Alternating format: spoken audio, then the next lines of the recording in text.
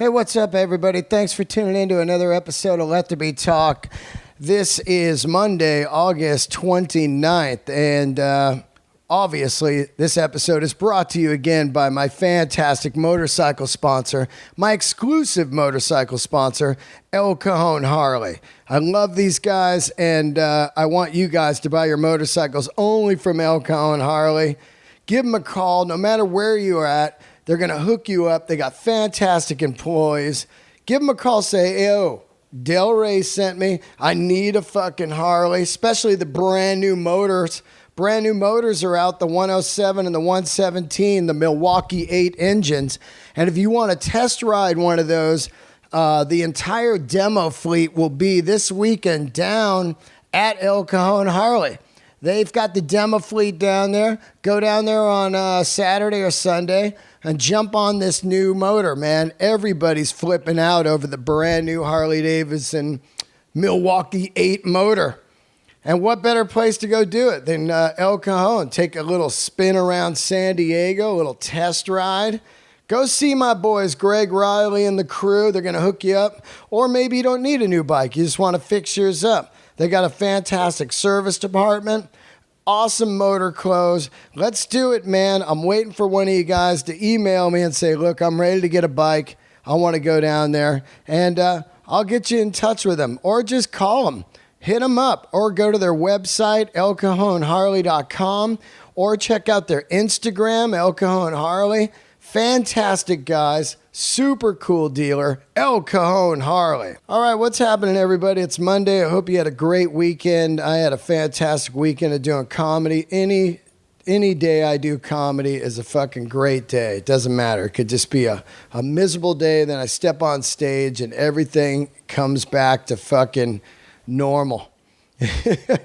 And I've been having a great weekend, working new material. It's starting to happen. I can tell you guys now there's nothing better than discovering or writing new material and discovering that it's starting to work. It's such a weird animal. You know, you have this material. And it's funny because all material starts brand new. You don't just have a bunch of material that's not new. And you forget about that each time you're writing new material. You got to go out and do it.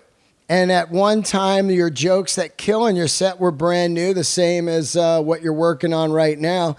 But you forget about that because it works so good, hopefully, that you forget at one time you were probably eating a dick on the new stuff that kills now. It sounds like I'm just fucking, babbling, but what I'm saying is the best part of stand-up comedy to me is, two things. One, the people coming out. If they're not there, it's just miserable. So the best part is the people, and the second best part is watching new material start to work. It's exacta panning for gold. For me, I hit open mics. I do all kinds of little shows and stuff to try to get this new material going. Now, as you become a bigger headliner, the best way to do it is you're out on the road, and on a Thursday and Sunday, in the middle of your set, you just start working new material. And that's the easiest way to do it, because when you're working new material in town, you only got so many minutes. So most of the time you got to open with something that kind of works a little bit, and then you can go into the new material, and then you're out of time. So it's such an interesting prospect. It's such an interesting process, and I love it. As I sit here almost at 7 years of doing comedy, I realize this has been my favorite thing of doing comedy over the years, of just watching something start to work. And it just feels so fucking good. I mean, I've got a pile of stuff that works. And that's great, because that's what gets people in the room and laughing and everything. But I enjoy the process of writing and working the stuff up and watching it happen. That's my favorite thing. And so I had a great weekend. I was out in Malibu at the Playhouse, incredible venue. It was sold out. Also doing the Comedy Store. I was there all weekend and had just a fun time. let's some upcoming shows. I really want to get you guys out there. Everybody's always saying, when are you going to come here and there? So here's some dates. This weekend, of course, I'm going to be in Arizona all weekend, Scottsdale. I'll be at the House of Comedy. That's August 31st through September 4th. Come out. It's Labor Day weekend. Fuck it. Don't go anywhere. Stay home, see some comedy, and enjoy a few days kicking it, you know? You don't need to go travel. Go see me do comedy. Come out, man. I'm there for a bunch of shows, and I want to see some people, and I'll be working this new material. And then, let's see, this brand new show, September 16 and 17, Durham, North Carolina. I'm going to be out there at the Carolina Theater with Bill Burr. Fucking so fired up. Whenever I work with Bill, it's just like, that's it, man. I'd be fine just working with him the rest of my life. You know, doing comedy in front of super comedy fans, and hanging out with one of my favorite humans and just talking cars and guitars and motorcycles and comedy and rock. I love that man, and whenever I get a text from him, my fucking month is made, my year is made. I'm like hell yeah, this is going to be a great, fun time. So yeah, Durham, North Carolina, September 16th, 17th. Edmonton, Canada, I'm coming your way. Edmonton, September 30th through October 2nd at the Comic Strip. Brand new show, Edmonton, Canada. I'll be headlining. Come out, man. Let's do it. Let's hang out. Let's get into the guest today. I want to get into this because it's a pretty special guest to me. If you listen to this podcast, you know that I love rock photography. I've shown a lot of it in Instagram. I've taken a lot of photos over my years, and I'm 50 years old. I've moved a million times. I've lost a lot of things. I've thrown a lot of things out, but one thing that stays with me everywhere I go is a couple of milk crates full of rock photos I've taken or have collected. And also photos that hang in my house that other people have taken. Rock photography is very, very special to me because a lot of the people that hang on my walls are gone, and they very much inspired my life and who I am. I can look at these photos over and over and over and never, ever get bored of them. They can hang in my house for years. I enjoy looking at comics and musicians and whoever else comes to my house to do the podcast. I love watching their face as they look at these photos. And we have deep conversations over these photos of when somebody saw such and such band that hangs on my walls. I love rock photography. To me, my house, even if I had like big amounts of money, it would just be records and rock photography inside this house. That's it. I don't need anything else, you know. I don't even really care about furniture. One good couch, a couple good chairs, and a desk, and I'm good. I'm pretty much a minimalist when it comes to furniture. I just care about awesome records and photos. I've got a lot of rock photos, and I love looking at them, like I said. And I have a favorite rock photographer, and I found him online, which is why I love the internet. Late night, sit around, just go down a rabbit hole. I found him online one night, searching Google search Dan the Green, which is my favorite, of course. I always talk about it. A photo comes up of 5 or 6 guitars. This beautiful photo. I look at it. I go, wow, that's Jimmy Page's guitars. That's Oakland Coliseum, 1977. That's Dan the Green with Zeppelin. That's the last time they played in the United States ever. I'm like, who the fuck took this photo? And what a genius man who took it. Obviously, the roadies, the band was getting ready to go on stage. And what you don't know, if you don't play guitars, you want to get the guitars on stage to get them acclimated to the heat of the room, because they'll go out of tune if you tune them in the dressing room and then bring them up into a different kind of heat or chill or weather or whatever. They'll go out of tune. So what you do is you bring the guitars up on stage, you tune them, they're acclimated, they're ready to go. So there they were, the fucking 5, 6 guitars, the 2 Les Pauls. Actually, there's 3. There's the 2 flame tops and the red. Then there was the double neck, the Dan Electro. There was a couple of Martins, D18, D21. And then in the background was the Walnut Telly. And to me, it was probably one of the best rock photos I've ever saw. There was nobody holding them. There was there's nothing around them. It just told a story to me of there was some fucking rock and roll about to go down. And that's what I loved about that guitar and the genius of the man that took him. His name is Baron Wolman.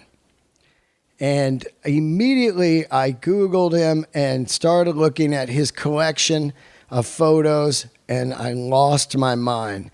He shot all kinds of different venues and different groups and different areas in the world, but my favorite was he shot all the Day in the Greens, a lot of them, not all of them. He'll tell the story on this episode. His photos are iconic to me. He's an iconic person. He was the first photographer for Rolling Stone in 1967. And if you don't think that is huge, you are smoking dust. A lot of people clown on Rolling Stone now, saying it's a dumb magazine, it's lame or whatever, but I still respect it. It's been around, it's the same owner, and it's been around since 1967. You know how hard that is to have a music magazine in this fucking day and age? Like, who's buying magazines? But it's still around. And I remember early on in the late 70s buying Rolling Stone. It was my Bible. Rolling Stone, Hit Parader, Cream, Circus. Later on, of course, Rip. Rock magazines. It was the only place you could see your idols, the photos of them. There they were. Whoa, look at the fucking Dragged pants. Look at that. He wore the same clothes the whole tour. Wow, he plays a Strat. You know, just all that fucking weird shit. You didn't have the internet. You didn't just pop up your favorite fucking band and go, oh, there they are, and move on. You had to go to the magazine stand on Monday or whenever they came out. For me, I'd usually go to Tower Records on a Tuesday, get the new releases, and then pick up a magazine. And then I would just stare at the magazine for days. Yeah, they had articles, but it was more about the photos. Where'd they get those fucking shoes? Look at those pants. Wow, man, the fucking haircuts, everything, the leather jackets. That's all rock photography. That's how I learned how to be a rocker. There was no MTV. There was no videos. There was Don Kirshner's and a couple shows late at night. But mostly it was rock photography. And there's so many great guys out there, but this is my man. And when I met him and talked to him the first time years ago, I loved who he was. He just had a soul, man. Just a peaceful soul about him. He recently had an exhibit that's up right now, a showing of all his photos in Los Angeles. It's still going on. He shot Woodstock.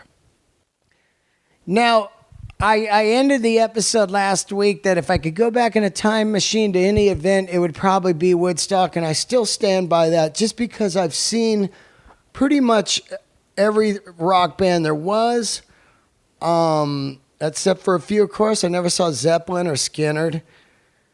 And, of course, early stuff. I didn't see the Beatles and shit. I wasn't alive, the Doors and all that, but... You know, he shot Woodstock, and not only did he shoot Woodstock, he sat on the fucking stage. And he tells some of the greatest stories, and he did something genius, like he did that day when he shot Jimmy Page's guitars in '77.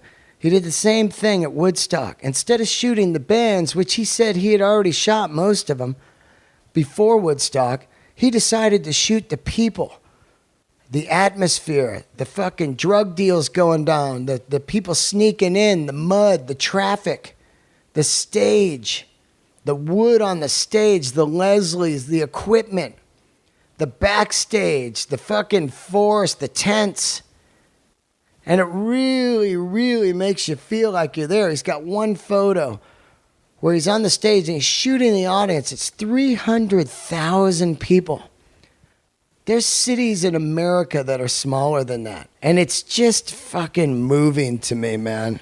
So to have this man on and to have his photos in my house, I still don't have the guitar one. I can't afford it. I want to get it. And if you want to get it, he told me a good tip. JimmyPage.com. There's a few of them left, signed by Baron and Jimmy Page. Get on there and look at it. Of course, I'll post another photo of it. But I love this man, and I know you're going to enjoy this episode, and it's just awesome to think about people back in the day just running around back when you know, there wasn't crazy people. There was crazy people, but they weren't doing crazy shit to bands. Back then, you could just, you know, be on stage shooting the band. You could just be on their jet interviewing them. You could cruise around with them for weeks on end like Almost Famous, you know? Back in those organic days, man. Just fucking wild. Anyway, sit back and enjoy it. I love you guys. And hit up Baron on Instagram. He gives all the details on here. See you guys in Arizona this week. Keep the candles lit. Here he is, Baron Wolman. Welcome to Let There Be Talk. Another episode with my favorite rock photographer. Hey, Dean, come on. You must have a bunch of favorites. Nope. No, you know you're my favorite. Introduce yourself. Okay, I'm Baron Wolman, and we met through Day on the Green, the best series of rock and roll concerts ever in the world. I talk about it so much on this show that I think people are probably like, man, shut the fuck up. But I don't think they understand, and it doesn't get enough glory, the magnitude of these shows, the lineups, you know, and like $8. Well, here's what, $8. It was $12 for the Stones and Carlos Santana, by the way. Yeah, $12. Yeah, $12.50. But what you do is you send people to Wikipedia. You click on Day on the Green on Wikipedia, and it gives you every year, every concert, every lineup. And I'm telling you, you look at that thing, and it's mind-blowing. You had no idea. And I was a lazy asshole because I could have gone to every one of them free and shot pictures. Yeah. But that meant I had to miss NFL football. I had to drive from Mill Valley to Oakland. I had to do all the stuff I didn't want to do. But now I look back, I wish I hadn't been so damn lazy, you know, because I would have shot some phenomenal acts. Okay, so what this was is Bill Graham would take the Oakland Coliseum where the A's play. Not the fucking indoors where the Warriors play. Not 15,000. I'm talking 65,000 in the baseball park. And what he would do, he had a vision to put on these massive concerts. And no one was doing this. And what he wanted was, he didn't want it just to be just a stage on a baseball field. He had an idea of putting on theater. And he wanted the stage sets to look like some kind of theme. So this guy, Dennis Larkin, our mutual friend, started painting these things. And so one of them was, let's say, Frampton. It was a castle. Right. Whole stage was a castle. And then Zeppelin, they actually had a Zeppelin flying overhead. On the sides, it had like those Stonehenge, yeah. Is that what it was? Oh, yeah, absolutely. Okay, and on Mick Jagger's birthday... The lips. They did the famous Stones lips, yeah. Yep. I mean, and then like the Boston was the ship. Yep. You know? And so as a kid, when I would roll in there, here's one I saw. Lineup was Cheap Trick, AC/DC, Journey with Steve Perry just joined, Blue Oyster Cult, Ted Nugent. Okay, that's in 78. That was one of my absolute favorite concerts. That's the only time I photographed AC/DC. I didn't know what to expect because I hadn't heard him or seen him, and Bon Scott was still alive. Yep. And he was marching you know, what's Angus. Angus is like, I've never seen a guy roll on the floor and play on a guitar. And he was playing the guitar on his back, and I'm shooting away thinking, this guy is crazy. What's going on here, you know? And he's like 17. Exactly. You know, and your photos, I own those. They're in my house. of Angus on the ground and the famous Bond where he's looking to the right. Yeah. Man, come on. Your photos, when I first saw them, a couple times, of course, I've been wanting to do a documentary on Dan the Green all my life, and one day I'll get money and I'll do it, you know? But I was doing some research, and I remember clicking and seeing this one that's here. We're at a gallery here, and what's the name of the gallery again? MR MUSICHEAD on Sunset Boulevard in L.A., right across from Guitar Center. So musicians are in and out all the time. Amazing photos in here. But the one you have hanging across here, first, you know, I'm obsessed with Dan the Green, so first I see this photo, and it's the one of Jimmy Page's guitars. And I thought right away, this photographer is genius, because that would be the photo I would take immediately.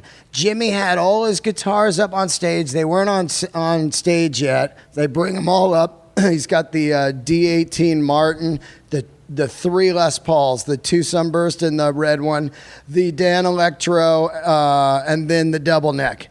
And as soon as I saw that, I said, who the fuck shot this? I start looking for you, and I find you. You know what Jimmy calls that?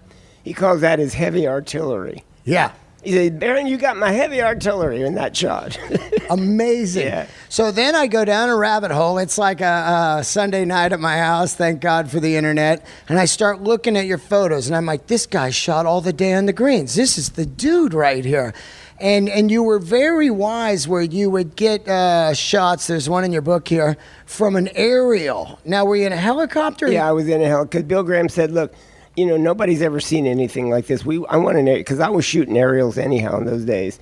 and I think it was the Frampton one. It was. I saw it in the book. Yeah, and I got up there, because even I had been at Woodstock, so I had seen big crowds, but I'd never seen any of these big stadium shows.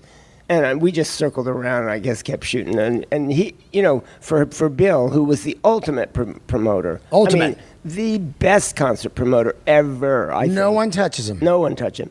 But he was smart to get a picture from overhead. So then he could say, see what we're doing here, man? You know?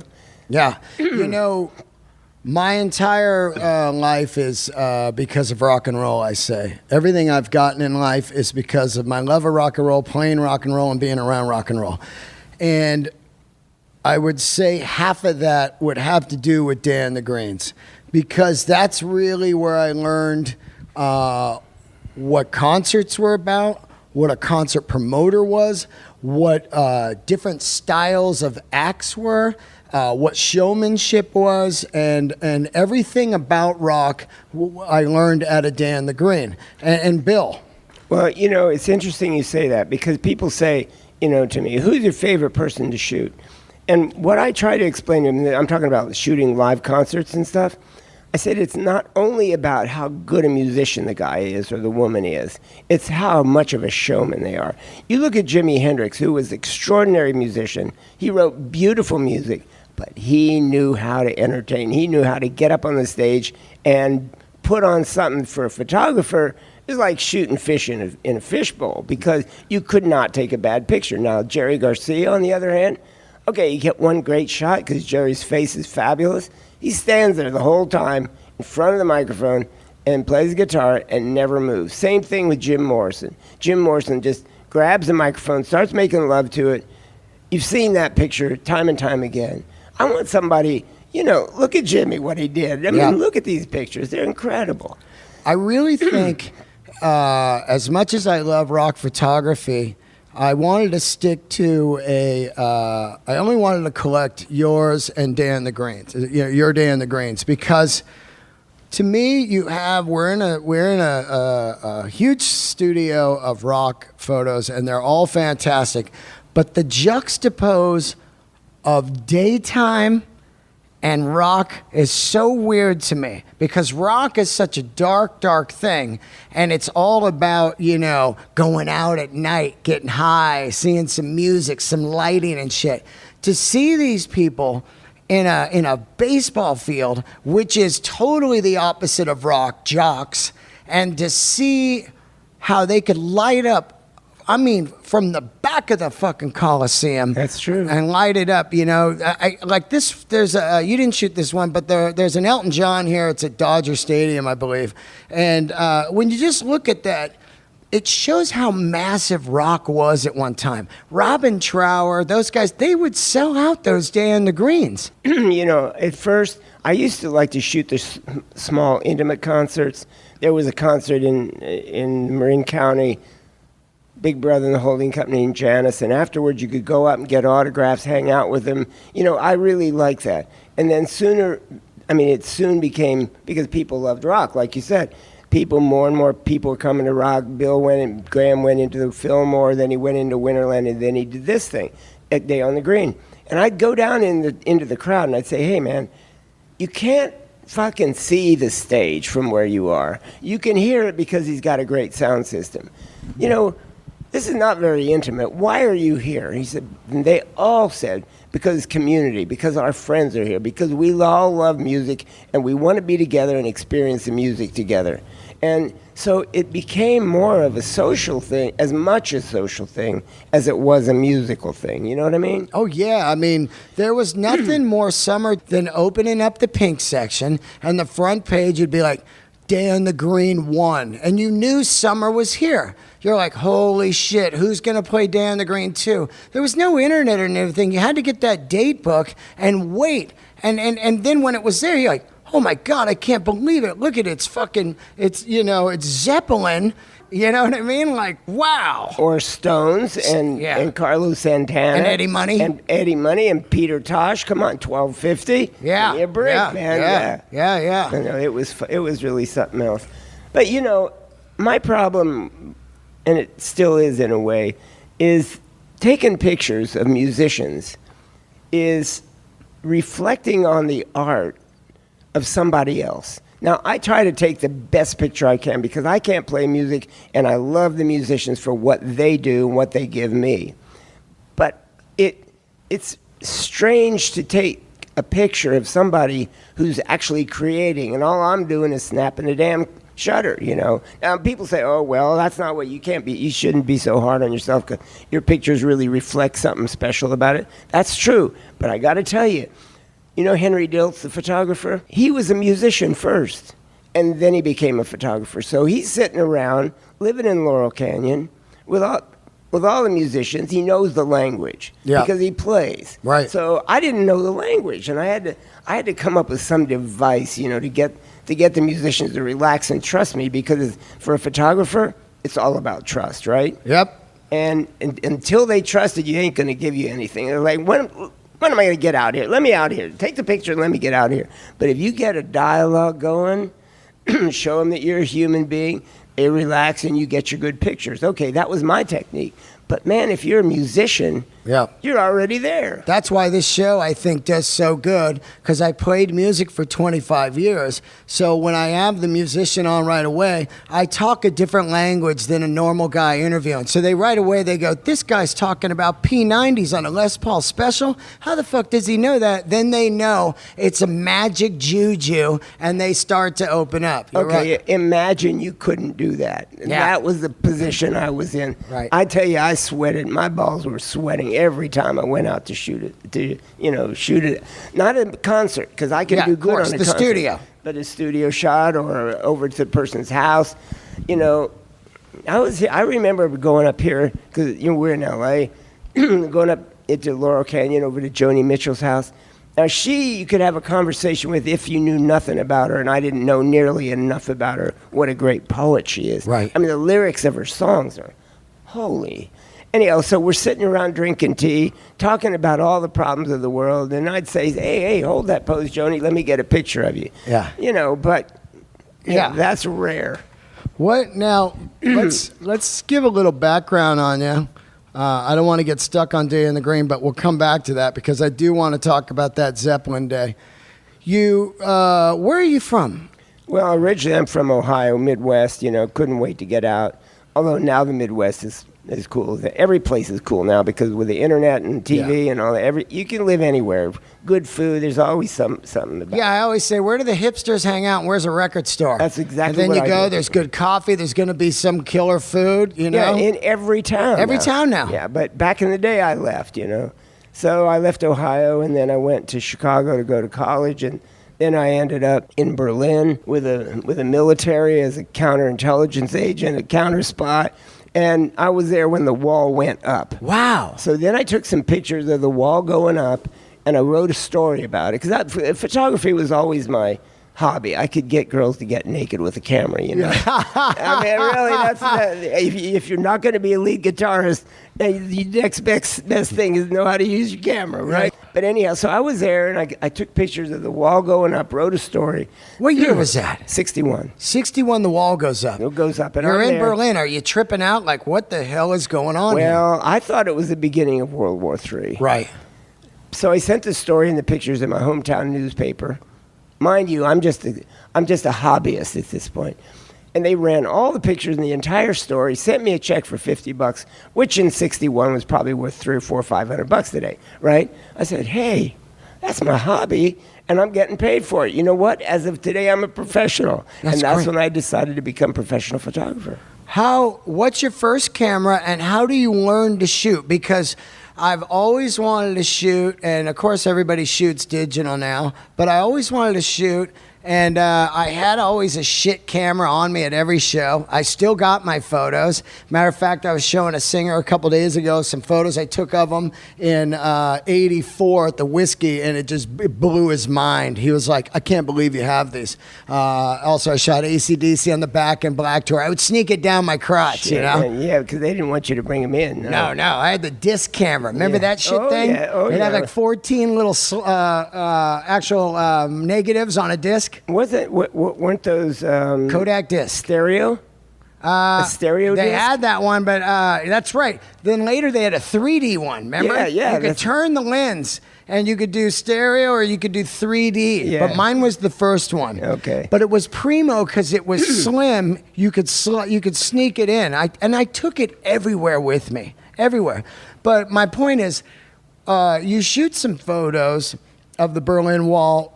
What is your first camera? How do you learn to shoot? Because it's weird. I don't understand all the iOS. No. Listen. Well, now it's easier because the camera does all the work for you. And you know, here's the deal. When I was growing up, I looked around. The world was so fucking chaotic. There's so much noise going on. You know, I mean, I couldn't make sense of what was happening. I picked up the camera. A friend of mine had one. I picked up the camera. I looked through the viewfinder, and I could move the frame around there until what I saw made sense and quieted the noise. That's what I tell people. It was peaceful for you. Peaceful. And that's the way that was my therapy, man. And that's what you were doing with your camera. You were moving that thing around until what you saw made sense for you. That's all it's about. The technical part was interesting at the time because I thought, well, you had to learn about the f-stop and you had to learn about the shutter speed and the ASA, ISO, you know, all that stuff. But that was beside the point. That was just how to learn to use your machine. The thing was, what do you see? What do you see through the viewfinder? Does it tell the story that you feel inside? If you can get to that point, clearly you did because the guy responded to your pictures. That's all photography. That's what photography is all about. Did you have any early influences? Of course, last week I was in New York. I went to the Met and saw Diane Arbus's photos. I've seen them before. I went to her full exhibit. But were you into people once you realize I'm going to be a photographer? Do you start studying it? You mean formally studying it? I mean, like, you know, you couldn't go online and look at people's styles and stuff, but are you like, well, I want to take photos? No, what I did, I got a bunch of books. You know, I'd say, oh, that guy, I like how he's shooting, man. Like Richard Avedon and Irving Penn. I just love their style. So when I was at Rolling Stone, they said, okay, we're going to do a cover story, an issue on the Grateful Dead. How do you want to shoot it? And I used the inspiration that I got from Richard Avedon. I set up a great background, one light. That's the way he used to shoot, where you just let the person be there and be themselves. and you shoot the picture. One light behind you or on The them? one light behind me, kind of down on him. It's pretty simple lighting. Yeah. But with an umbrella, so it's soft lighting. Of course. So these guys responded to that. For example, Jerry Garcia gets up there. The first time ever, he waves his hand, and he shows the world that he's missing part of his finger. It's an iconic photo. It's sitting across from us right now. Yeah, and before that, no one knew that he had that stub. Because he hid it under, it was his picking finger, and you didn't have to show it. But here, look at him. He's smiling. He's happy because of me and because of the simplicity of the studio. And hey, I'm a good guy. I don't confront these people. Now, Pigpen, in the same thing. He comes in there. He's got a holster on. It's got bullets, and he's packing heat. Yeah. And I'm thinking, I don't know, does this guy want to kill me or what? I think I'm going to take this picture as quick as I can. See you, Pigpen. Turns out he's a really gentle, nice guy. Was a really gentle, nice guy, right? But my first assignment for Rolling Stone. Well, how do you get working with Rolling Stone? Do they see your story on the wall? No. Here's what happened. I was working in San Francisco as a photographer, but for anybody who'd hire me. And Winter we had worked for some of the same organizations. He was 21, I was 30, He was still at Cal Berkeley. What neighborhood you living in San Francisco? Haight-Ashbury, baby. Now, here's what happened. What I was street? living down here in L.A. Okay. I got married down here to a ballet dancer. In the 60s? In the 60s. And the smog got to me. The driving, even back then, drove me crazy. I hate the driving. And so we said, okay, and she was from San Francisco. She wanted to dance in the San Francisco Ballet. So we decided, okay, we're going up. Take my little VW bug. We drove north. And we drove around, and he said, okay, where do we want to live? Because we didn't know at the time. And we drove looking for people that look like us. Yeah. Where do you think we found them? Yeah. At Haight-Ashbury. So you're a hippie at the time? Well, I'm not. I'm on the edge of hippiness. And what are you listening to rock music at that? And who are you listening to? Oh man, I don't remember. Right, I gotcha. don't remember. I mean, I liked music. I liked all kinds of music from classical to rock. Right. And depending on my mood, that's what I would choose. But it wasn't so much. Listen, we moved into the Haight because people look like us, and we knew we'd have a family there. Not because of the music. The music actually came later. Yeah. They started doing free concerts in the park. They started doing, they'd get a flatbed truck, roll it up, get a generator, and start playing music, and then people, they'd hear it, and it's like, oh, they're following, what was it?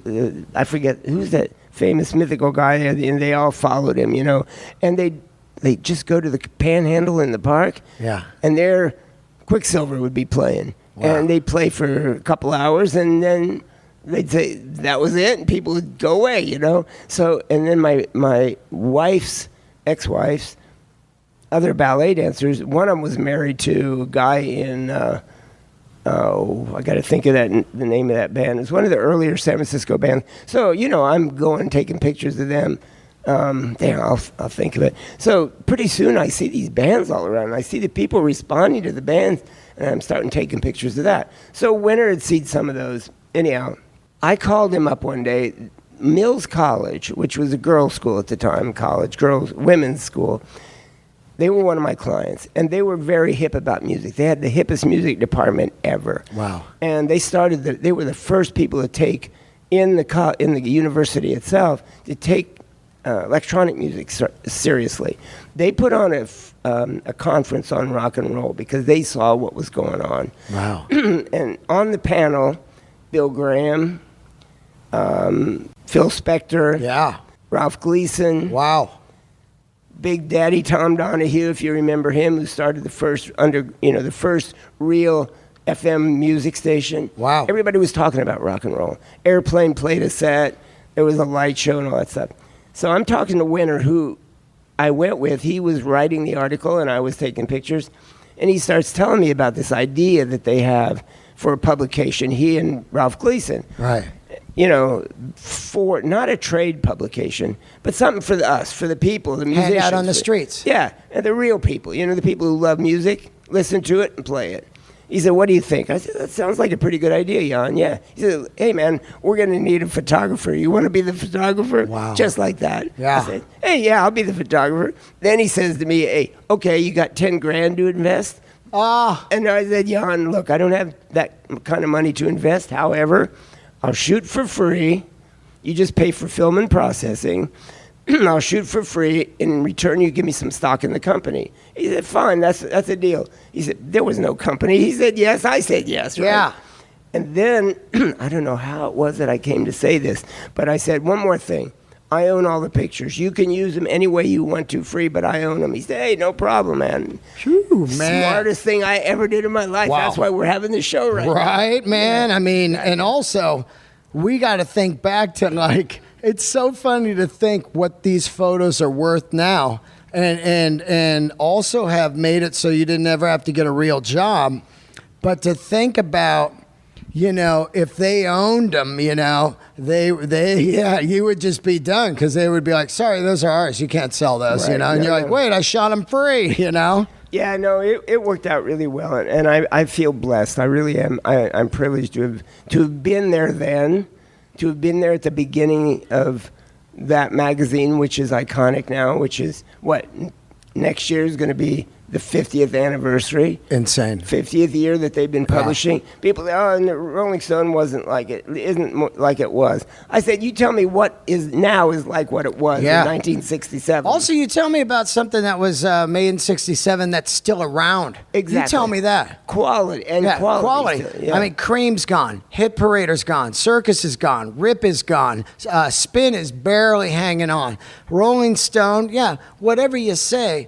Who's making magazines these days, and they're still around? Yeah, I mean, the one thing about it, I think one of the reasons that Jan wanted to start Rolling Stone, it didn't even have a name at the time, but he looked over at the UK, and they had Melody Maker, New Musical Express. They had publications that were doing. He was thinking, why don't we have something like that? Right. You know, and that was where he got his inspiration and why. And he was right. He was spot on. And for me, what was really cool was because there was no internet, there was no music video, there was no MTV, there was nothing. There's no email.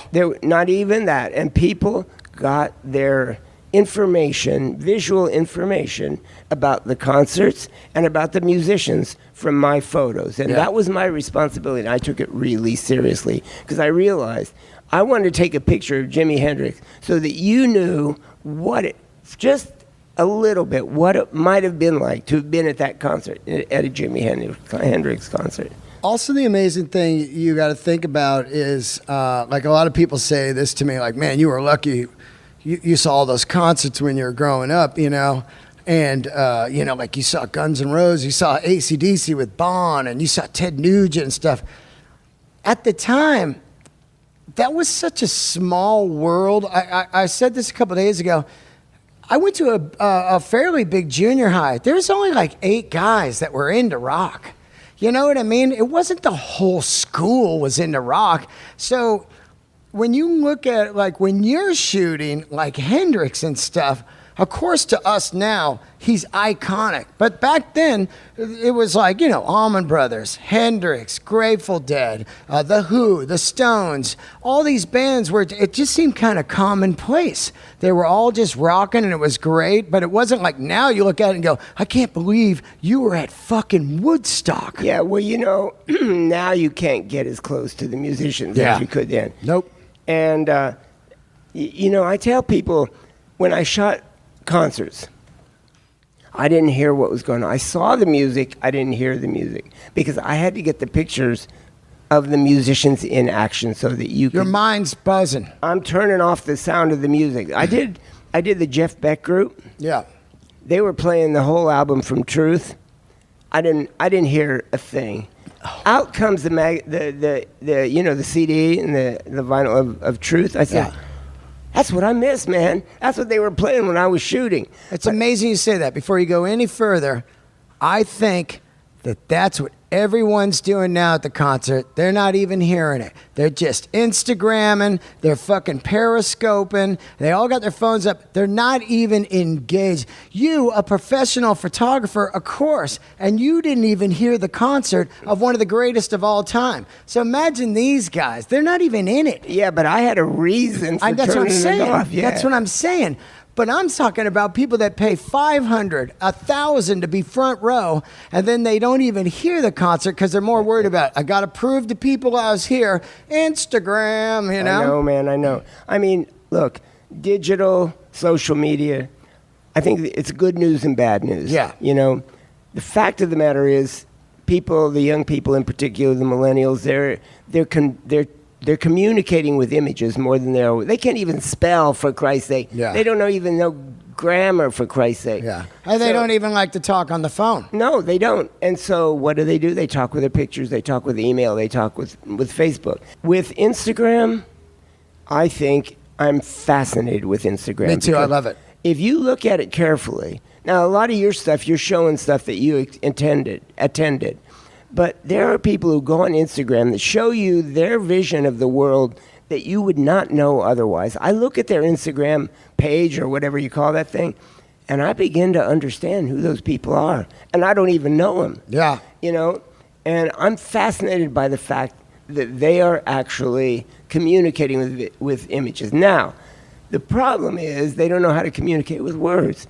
On my Instagram thing, I'm always writing a whole paragraph, a little backstory about, love it. You know, and that to me is important. It's like, okay, you like my picture. Let me tell you a little bit about how that happened, because you need to know who these people are that I'm photographing and why I photographed them, you know. And I didn't do that at first, but I'm starting to do that now when I put in, especially musician stuff. Right.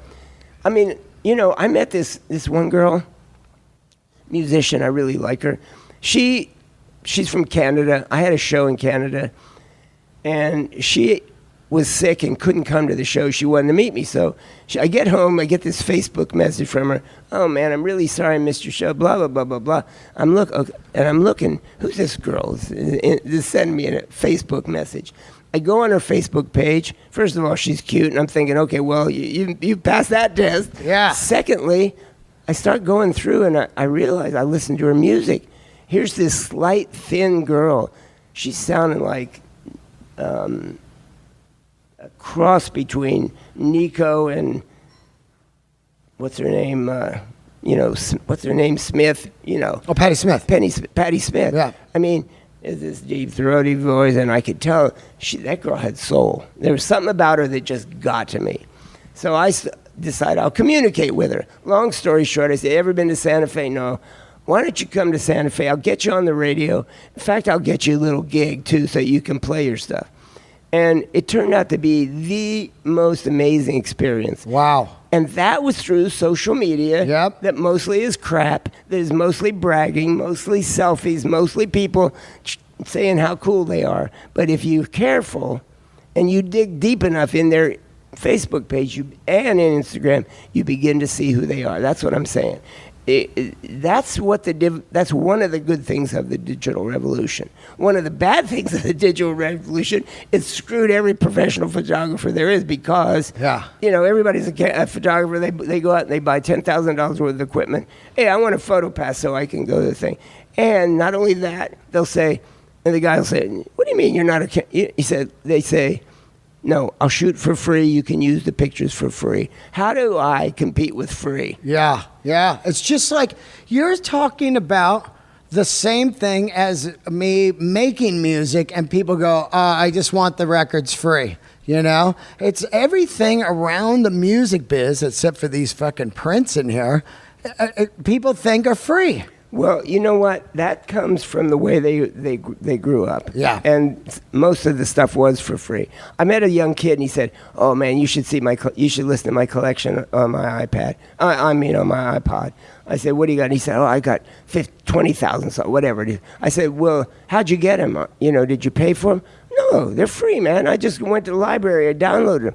I said, "Well, how does the guy who made them, think about this, how does the guy who made those songs, who wrote the songs, who played the songs, how's he supposed to make a living if you're getting them for free?" I said, "Man, I never thought about that." They don't think about it. They don't think about it at all. And also they have that mentality of like, rock stars are rich, man. Fuck them. And they're not rich, you know, Not anymore. And they weren't rich for a long time either because managers and promoters were robbing them. Well, they were robbing them blind. They had no idea until the honest guys got in there and helped them out. Yeah, because if you even look at the Woodstock contracts, some guys made like $2,500, you know, like Hendrix, I think, got like $3,500 or something. No, I think Hendrix might have gotten a little bit more. But some guys got like $750, $1,000. But look, really, in his defense, think about this. Michael Lang, the only concert he'd ever produced was a concert in South Florida. Yeah. And Hendrix played for him, and he backed up 2 flatbed trailers, flatbed trucks, backed them up. That was a stage. In a dog racetrack where it rained. I mean, that was his sole experience. And to think that he had the balls to put this thing on. Yeah, let's talk about it a little bit because your exhibit here is for Woodstock. Really, the Woodstock years, you know, because Woodstock was the culmination to me of the promise of the Haight-Ashbury, the promise of the 60s, the promise of peace, love, and music. Yeah. Because, listen, there were 300,000 to 400,000 people there, right? Yeah. Think about that. Yeah. No violence whatsoever. Yeah. Can you imagine that? No. Not only that, no branded T-shirts. Yeah. No Nikes, no Adidas, no Pumas, No sponsors. Nothing. No sponsors, no nothing. No beer sponsor. So it's 69. You're 69. You're living in San Francisco. You get a call from Rolling Stone. They say, we want you to go. How's it work? No, it didn't work that way. Another photographer who's passed away, Jim Marshall, great photographer. Love him. He and I had a book contract that year to do a book called Festival, a book of American music celebrations. We traveled around the country and we went to every fucking festival we could two of think you. He'd go to some, I'd go to some we went to together. And you were shooting these festivals for a table book? For a book, a picture book. Yep. And when we started out, we didn't even know about Woodstock. We hadn't even heard. Woodstock was not on our itinerary. Right? So when we heard about it, we think, okay, we got to go to this one, man, because there's something special going on here. Right. How do you hear about it? It was just like, because there's no internet or anything. Was it word of mouth, radio? It was radio. They ran some ads. They put some stuff on, little posters on telephone poles and stuff. In San Fran? The word got around. Right, yeah, of course. Trust me, the word got around. Oh, yeah. I just like to hear it because, I think that's, I don't word of mouth is strong back then. Really grassroots. Strong. That's all it was, Right? Hey, man, I heard there's a concert. It's going to be far out hippies, upstate New York, Woodstock on a farm. Exactly. Can you imagine? And you're just walking down 8th Street and you go, yeah, let's go. How are we going to get there? I don't know, but let's go. That's exactly the way it happened. You fucking went. There were 1 million people who wanted to go who couldn't go, who couldn't get there because of the traffic and shit. Right. And I mean, I think Lang, and I love the guy, because we talked a lot about it. He knew he had something good. He didn't know how it was going to sort out. He was prepared to let the fences come down and let the people come in because he knew he didn't want any violence and he didn't want to keep them out. Right. If they got there and they were told, hey, you can't come in. No. Here's another funny thing. It rained the day before the opening of the first day of Woodstock. Are you there? What day did you get there? I got there the first day, but I got there a little bit after it started. But what happened was they had these ticket booths on wheels. Yeah. And they couldn't move them because of the mud. Oh. So they couldn't take the tickets.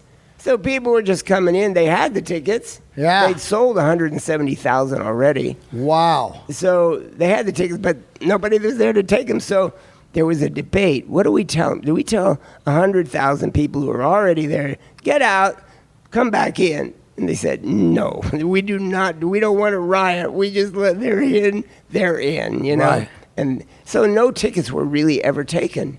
So that's why you can get brand new tickets on eBay, because nobody was there to take them. Wow. But he knew that there was a point that it was going to become a free concert. They sold as many as they could sell, and the people were still coming, and you can't keep them out. And it was my first experience with Woodstock. I'm driving there. I think, oh, hey, it's another concert. I got my press pass. I'm just going to drive, park in the press parking, go up on stage, get my photo pass. Everything's going to be fine. Like, I'm 20 miles away from the place, and there's traffic is dead stop. Wow, 20 miles. Yeah, and I'm like, there is something going on here. So I look at my AAA map, because we didn't have Google Maps in those days. No. And I saw that there's a parallel blue road on to the main road into Bethel, where it was. It wasn't even in Woodstock. People thought it was in Woodstock. It was only named after Woodstock.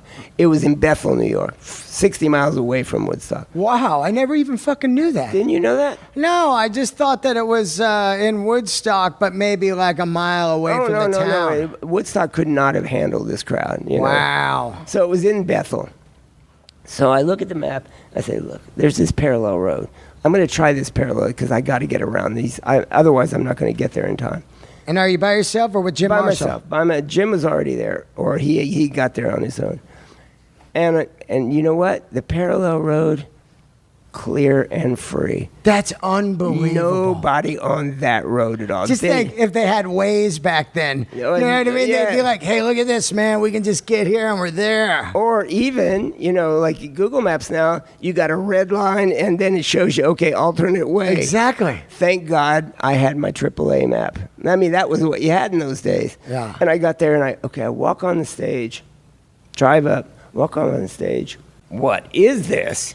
Now that's a photo behind us is the size of a fucking 10 feet wide. It's 10 feet wide. It's a bus behind us. Yeah, and it's this picture of me taken by me on the stage with the widest angle lens I had, which wasn't wide enough. Right. Because as many people as you see here were on the left and the right of that photograph.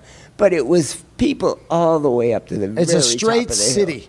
Huh? It's a straight up city. Now, when you walk up there, are you fucking floored? Like, look at how many people are here. I just stood there. I stood there. Yeah. I mean, shocked with what I saw. Yeah. And actually, people say, well, what was your Woodstock experience like? Which of the bands did you like? Well, most of the bands that were on the bill at Woodstock, I had already photographed. So it wasn't, for me, about the music. It was about these 300,000 people. Right. So I spent 3 days wandering among the people, shooting pictures, like that picture of that deal going down over there. Yeah, you got a picture of a small drug deal going down of like a dime bag of weed. And the guy's got his money in the you see it happening. Yeah. They don't care that the camera's Which is so dangerous back then, like dealing drugs out in the open like that, daylight. Yeah, and it wasn't at all. I mean, really, man, I got to tell you, Dean, the idea of peace, love, and music existed at Woodstock.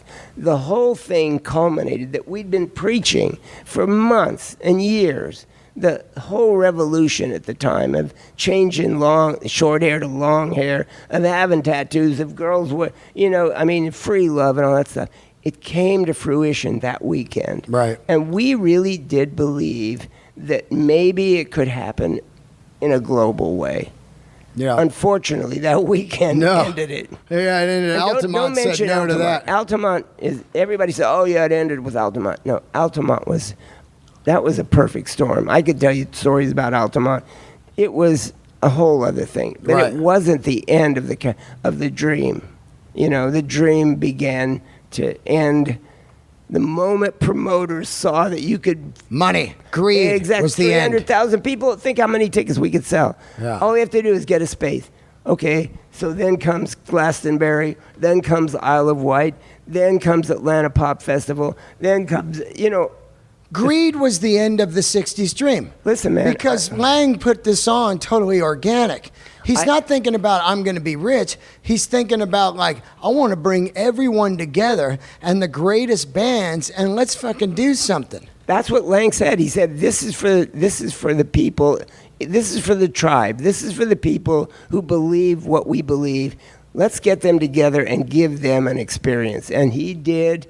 And, he tried a couple more times. I mean, the second Woodstock Yeah. wasn't bad. Yeah. Third one was disaster. Now he's going to have a 50th anniversary concert. Is? Yeah, what he's going to do, he's going to find a place that he can build a permanent venue so that not only will the 50th anniversary concert It'll be take his place, venue forever. It'll be his venue forever. So I said, where are you going to do it, Michael? He said, well, it's got to have good transportation. You know, that's the main thing. Can it be on the East Coast? Well, everybody has to come from the West Coast. Can it be on the West Coast? Everybody has to come from the East Coast.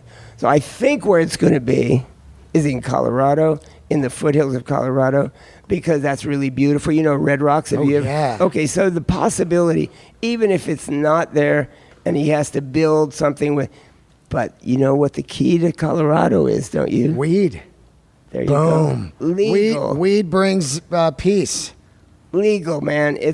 That's where I think it's going to happen. Let's talk a little bit about Woodstock. You're there. Are you partaking in any of the brown acid? Are you smoking any of the weed? Are you doing drugs back then, or what are you doing? You know, I always had the feeling that if I'm getting high, you know, I had to operate. There was no autofocus.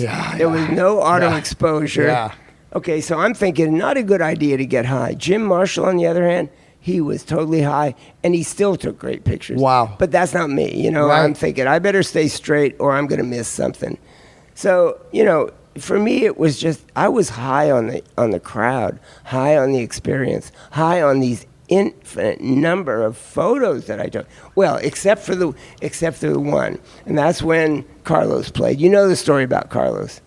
You know that? No, what about him? Okay, so You got now. Is Neil Sean's in the band, right? I don't listen. I don't know. No, Neil Sean was not. He's not in the band yet. But that's not the point. Okay. The point is, Graham agrees to help Lang get the band, sign the bands because he didn't have the creds Yeah. to some degree.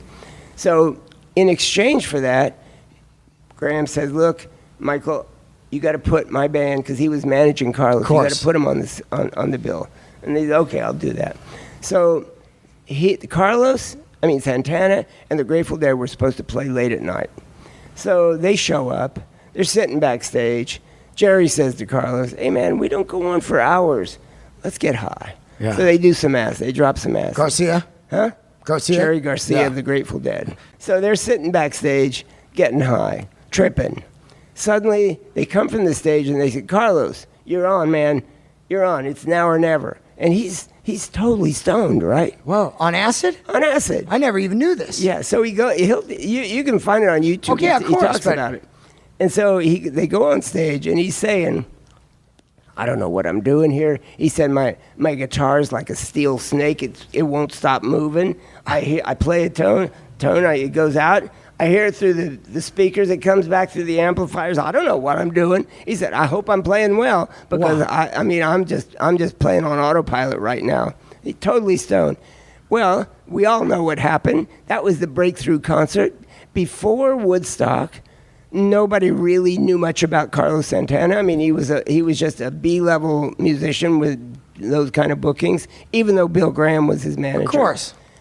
Played that concert, changed his life forever. And he was stoned, but he played a hell of a concert. Wow. You listen to it, you look at it. Oh, I love it. Well, look at it on the film, and you'll see that guy's not straight, man. He really is. He said, I looked out at all those 300,000 people. All I saw were teeth and 600,000 eyes looking back at me. He's just tripping. He was tripping. Wow. But it was a great concert, man. Now, you shoot Santana, and there's an infamous photo. There's two photos. One of them is Bill Graham behind the B3 Leslie with a cowbell. And the next photo is you sitting behind the Leslie with a cowbell, identical. Does Bill shoot you? Yeah, here's what happened. I took the picture of Bill playing the cowbell. Yeah. He said, Baron, sit down. I want to get a picture of you in the same situation. So I'm sitting there playing the cowbell. Never played cowbell in my life. He gets a better picture of me than I got of him, to tell you the truth. Wow. And Carlos is positioned perfect. Right in between those two amplifiers, right? Holy shit, what a picture. And then, here in LA, and it was a while ago, they had a big exhibit at the Skirball Museum. Yeah, I went to that. It was unbelievable. Those Day in the Green photos. Did you see the cowbell? Yeah, I couldn't believe it. That was the same cowbell that we were playing that night. Yeah, insane. And also, I saw like somebody's camera bag or something from like Woodstock. It was like a brown leather bag with. I think it was Bill Graham's bag, and it had a bunch of passes on it. It was all crusty. That fucking exhibit. It moved me. I was stunned when I turned the corner and saw Jerry Garcia's Wolf guitar. I just froze. Look, I got goosebumps right now. I just froze because you're looking at a guitar that is so iconic. So iconic. See, now you see that, and I don't know what the fuck you're talking about. Right. I mean, that's what I'm telling you. I should have taken music lessons after I got the gig at Rolling Stone, so I knew what I was talking about, you know. I'll tell you a funny story. Steve Miller's got this great compound up in Idaho. I forget what's a ski? Boise? Huh? In Idaho? Yeah, it's a ski area, whatever that's called. Boise. Not Boise. It's beyond Boise. It's northwest. Like Snowbird or something? What's it called? One of those places. Yeah. Okay, so he built this beautiful house. He's got a secret door. He says, check this out, Baron. He opens up this door. This collection of guitars. Oh. And in a temperature and humidity controlled room, you would die. Now, I don't even know what they are. I should know better, but I don't, but I can tell. Yeah. This is a serious collection. Now, he's also into photography. So he built this he says, check out my darkroom. He built this amazing darkroom, temperature and humidity control. He said, come on in. We go in there.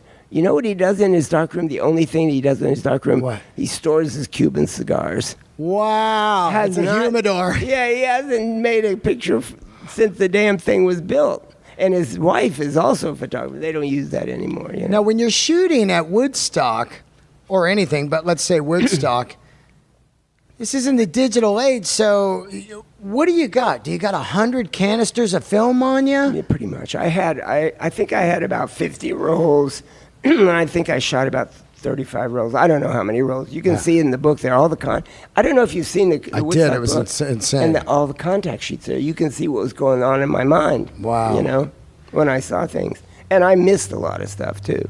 I'm telling you. No. Where'd you sleep while you're there? Just on the ground? No, get this. Yeah. Now, you know, I like 4-star hotels. Yeah, okay? yeah. I like Me too. Okay. I'm not a camper. I found a motel on that same back road. No fucking way. Yes, and I had a room. No. So everybody's out there sleeping at night in the tents and in the not sleeping and tripping. And I go back to the motel and get a good night's sleep. No. But in the process, of course, I missed some good concerts too. You know, the Who played in the middle of the night. I think the Airplane played in the middle of it. I'm not sure, but Did you see the infamous Hendrix Day? no, because I didn't see. This is what I learned after the fact. We had to get back to. I had to get my film back to Rolling Stone because they had to, the next issue. So, what I didn't realize, and what I found out only after the fact, is that in Hendrix's contract was an unbreakable clause that he was going to be the last to go on. He was the last act. Michael says, look, we're late. You're going to have a shitty spot. There's not just a shitty spot. The people will go home already. It was Monday. Infamous, that's what they say. Everyone was gone. Well, not everyone. I know, but I mean, you know what I mean. 3/4 of them were gone. And that's what happened. He said, nope. I told you it was going to be last. I'm going to be last. And I should, of course, had I known, I would have stayed. But I had a flight. I knew I had to get the film back to San Francisco. That was the story. As you start to develop the photos, because you're not shooting digital where you see right away what's on the screen. As you start to develop Woodstock photos, are you fucking like losing your mind? Like, look at these photos. Now here's what I thought. I knew I had some amazing photos. Yeah. So I did the contact sheets, and then I just thought, now let's take a look and see which ones I nailed, which surprises are there. I mean, I got pictures of them breaking the fence. I didn't realize this. I got pictures of the people breaking the cyclone fence down to get in free. Wow. I didn't know I had taken that. Wow. I got great pictures of Grace Slick. She looked so gorgeous in this. She had remember she had this leather. Yeah. She was rocking back dress then, on. huh? I mean, I had pictures of the band, it was raining. They were covered with, I mean. Yeah. I'm going to go through your book a little bit, and I want to ask you questions about specific photos. The first one I want to talk about was you shot Miles Davis. And when I think about Miles Davis, I don't think about a guy who would drive a Ferrari. But Miles Davis, was that his Ferrari? That was his Ferrari. He was proud of that Ferrari. He was proud of the fact that he had enough money to buy that Ferrari. Wow. Now, the other thing, people said, okay, you're going to go up and shoot Miles. They said, you better be careful. He doesn't like white guys. I said, okay, well. He didn't like white guys? That's what they told me. Right. He didn't like white guys. And I said, well, I'm going to take a deep breath and see what comes out of it. We got along famously. Now, I had photographed him and his wife, anyhow, Betty Davis, prior to that. So he was inclined. I mean, I'm a nice guy. I can talk about anything, right? Even though I don't know about music, I can have a nice conversation. Yeah. So he says, Baron. So after we did some pictures in his apartment and in his flat in New York, I think he might have owned the whole brownstone. He said, Baron, man, you were out of shape, man. We're going up to the gym because he'd go up to the gym 3 times a week and work out. Yeah. Yeah, you're going to get in the ring with me, and I'm going to get you into shape, Baron. We go up there, and this is a classic gym. It's Gleason's gym. Yeah. Meanwhile, we climb in his Ferrari, and we go up the West Side Highway, and I'm saying, hey, Miles, pull over here. I want to get some pictures of you in the car. Because he was looking so cool. He had these great leather pants on with the zipper right down the front, all the way up the pants leg. Yeah. And I wanted to pose him by his car, So he pulled over, we shot some pictures, and then we get up there. Gleason's gym, really historically important gym. He starts working out. I start taking a bunch of pictures, Afterwards, I mean, he didn't get me in the ring. Yeah.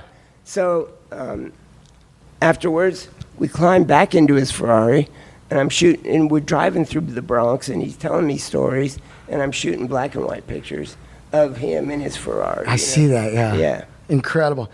This is one of the most iconic photos you take, and I have this postcard you gave me years ago. It's in my house.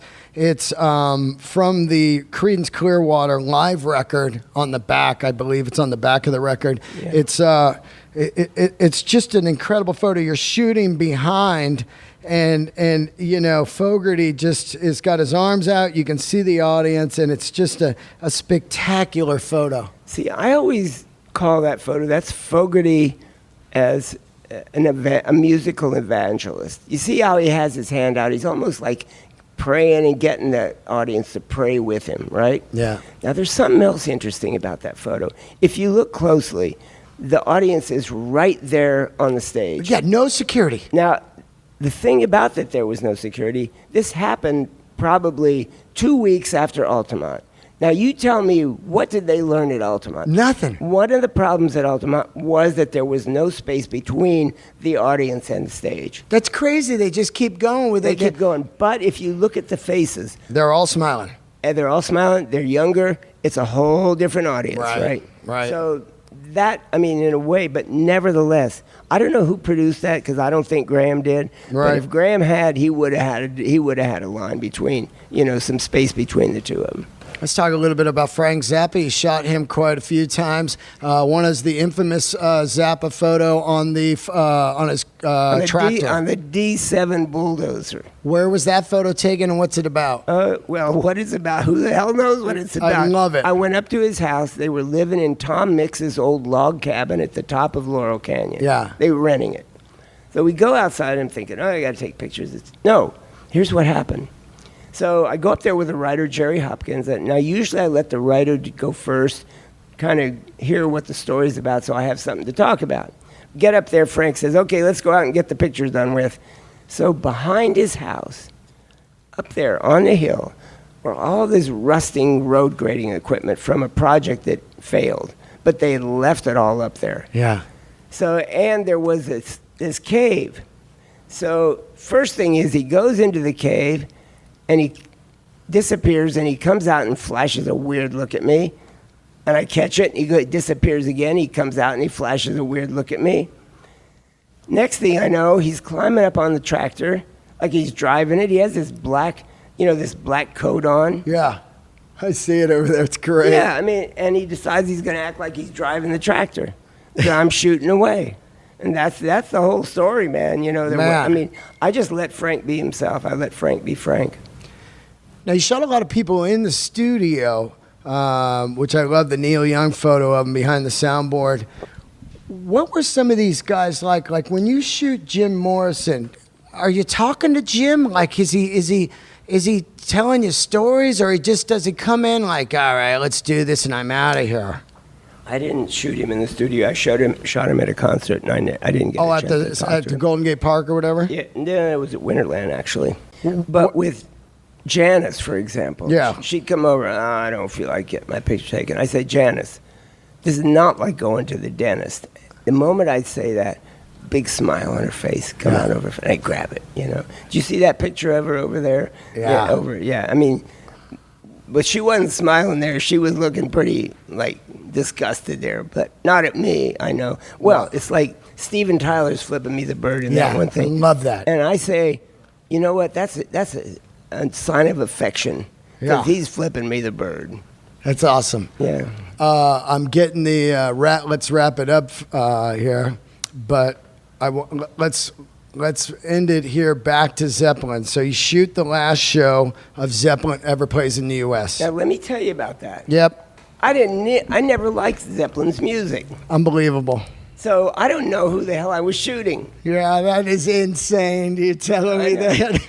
I know, and I haven't told Jimmy that, because we become friends subsequently, right? Right. But I just saw these guitars, and I thought, that is a very cool shot. I've got to get this shot. Yeah. And then I saw he was wearing that dragon outfit. The dragon outfit. I said, I got to shoot this. It's a very cool outfit, you know. And I didn't shoot John Paul. I didn't know who the hell he was. You know? I didn't take any pictures of him, but I did Robert Plant, because Robert Plant was cool and everything. So here I am, no idea what I'm doing. Turns out to be very iconic photographs, right? Oh. I mean, listen, Dean. It's the last shows they ever play in the U.S., 1977. That was the last shot, but it was more. The thing is, I was very blessed with this opportunity to shoot all these bands. I mean, whether I knew who I was shooting or not, I tried to make really good pictures, and try to dignify the bands and the musicians that I shot. Yeah. And I look at the collection, and I think I did a pretty good job of, really, man, of treating them as very special, talented people. You know, and I hope people come and see this show, because you'll see what you and I have been talking about. It's unbelievable. Your really stuff blows my mind. I got a photo from you of Mick Jagger's birthday in '78 at Dan the Green. That's his birthday. Those photos are in my mind every day. I think about those photos. Okay, one last story, and then we got to quit. Yep. When Zappa was dying, because he had prostate cancer, and it was a long death, there was a guy I know who was there taking care of him. And Frank had a grand or a baby grand piano in his house, and he had a few things on that piano, one of which was that photo of him on the tractor. Right. And he said to this guy, this is the story. I mean, he never told me. He said, you know, of all the pictures that anybody's ever taken, that's the one I like best. Wow. And that kind of summed up to me what I did when I was shooting rock and roll. Hey, man, it was great talk. It's always great talking. Dude, we got to do this more often. I absolutely love you, and anytime you're in town, I'll have you on the show, because this is way too short. I usually do hours. I really, really can't tell you how much your photos mean to me. And you know, I've emailed you late night many times saying, dude, I need all your photos. I mean, if I was rich, my whole house would be covered in the Dan the Green photos. It would probably look like this. It would look just like this, but only Dan the Green. Yeah. Because I just love what you caught. And I'm glad you're still with us. I know you said you had a little problem with your vocal cords, and I'm just so happy you're here, and I'm fired up for this show. Once again, how long will the show be here? I think it'll be here a month. A month. Or 3 weeks or a month. A month? How long will the show be here?